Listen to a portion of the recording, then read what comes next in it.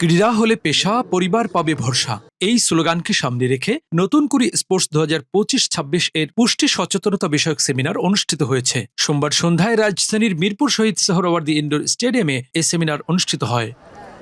সেমিনারে মূল প্রবন্ধ উপস্থাপন করেন পাবলিক অ্যান্ড ওয়েলনেস কনসালটেন্ট, পুষ্টিবিদ ও ক্লিনিক্যাল ডায়েটিশিয়ান ইসরাত জাহান। ক্রীড়া পরিদপ্তরের সহযোগিতায় যুব ও ক্রীড়া মন্ত্রণালয়ের আয়োজনে এই অনুষ্ঠানে প্রধান অতিথি হিসেবে উপস্থিত ছিলেন যুব ও ক্রীড়া মন্ত্রণালয়ের প্রতিমন্ত্রী মোহাম্মদ আনিসুল হক। এ সময় তিনি শিশুদের শারীরিক সুস্থতার জন্য নিয়মিত পুষ্টিকর খাবার গ্রহণের তাগিদ দেন এবং পুষ্টির বিষয়ে আরও সচেতন হওয়ার আহ্বান জানান। বিশেষ করে পেঁপে, আরও অন্যান্য যে আলু আছে, আরও অন্যান্য সবজিগুলো, তারপরে ভিন্ডি, এই ধরনের সবজিগুলো সে সিদ্ধ করে আমার জন্য রেখে দিত। সিদ্ধ সবজি খেতে খুব একটা ভালো লাগতো না, কিন্তু জোর করে খাওয়াতো, যে আম্মা বলতো যে না, এটা খেলে তোমার কাজে লাগবে। একটি ডিম, একটি কলা, এই যে বেসিক খাবার, এখানে হয়তো অনেক কিছু দেখিয়েছে, দেখে মনে হয়েছে যে তালগোল পাকিয়ে যেতে পারে। তালগোল পাকানোর কিছু নাই, খুবই সাধারণভাবে আমাদের পুষ্টি আপা সেগুলোকে বিশ্লেষণ করেছে।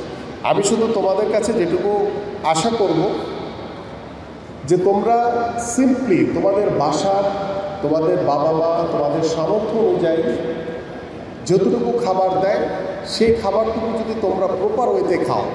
স্পেশালি আমি শুধু নিষেধ করবো, কোনো প্রকার জাঙ্ক ফুড খাওয়া যাবে না। এছাড়াও সভাপতি হিসেবে উপস্থিত ছিলেন যুব ও ক্রীড়া মন্ত্রণালয়ের অতিরিক্ত সচিব মোহাম্মদ মাহফুজ আলম খান। তিনি তার বক্তব্যে বলেন, সঠিক পুষ্টি শিশুদের মেধা ও স্মৃতিশক্তি বৃদ্ধি করে, শরীরের রোগ প্রতিরোধ ক্ষমতা বাড়ায়, শক্তিশালী পেশি গঠনে এবং হাড় মজবুত ও স্বাভাবিক বৃদ্ধিতে অত্যন্ত সহায়ক ভূমিকা পালন করে। সুস্থ স্বাভাবিক জীবন গড়ে তুলতে পুষ্টির কোনো বিকল্প নেই। লক্ষ্যটা যদি স্থির থাকে, কোনো স্ট্রাগল না। আমাদেরকে সেই লক্ষ্যটা স্থির রাখতে হবে। আমি বিশ্বাস করি যে আজকের এই যারা এখানে এসছো তারা অত্যন্ত ভালো, দৃঢ় প্রতিজ্ঞ বলে এই পর্যায়ে এসছো। তোমরা আজকে এখান থেকে ভালো করবে এবং আমাদের দেশকে সামনে এগিয়ে নিয়ে যাবে। এই সেমিনার থেকে এটাই বড় বার্তা যে ফ্রি ফায়ারের মতো ক্ষতিকর অনলাইন মোবাইল গেম আসক্তি থেকে শিশুদের মুক্ত করে মাঠে ফিরিয়ে আনতে হবে। খেলাধুলাকে জীবন গঠনের মাধ্যম হিসেবে নেওয়ার পাশাপাশি সঠিক পুষ্টি নিশ্চিত করার মাধ্যমে আমরা গড়ে তুলতে পারি আমাদের আগামী প্রজন্মের একটি সুস্থ, সবল ও বিজয়ী জাতি। আমরা সারা বছর পড়াশোনার পাশাপাশি খেলাধুলাকে চলমান রাখবো ইনশাআল্লাহ। এবং এই খেলাধুলার মাধ্যমে যে কথাটি আমি সবসময় বলি, সবার আগে আমরা একটি সুস্থ জাতি গড়ে তুলতে পারব। দ্বিতীয়ত, ডিভাইসের আসক্তি থেকে নিজেদেরকে দূরে রাখতে পারব।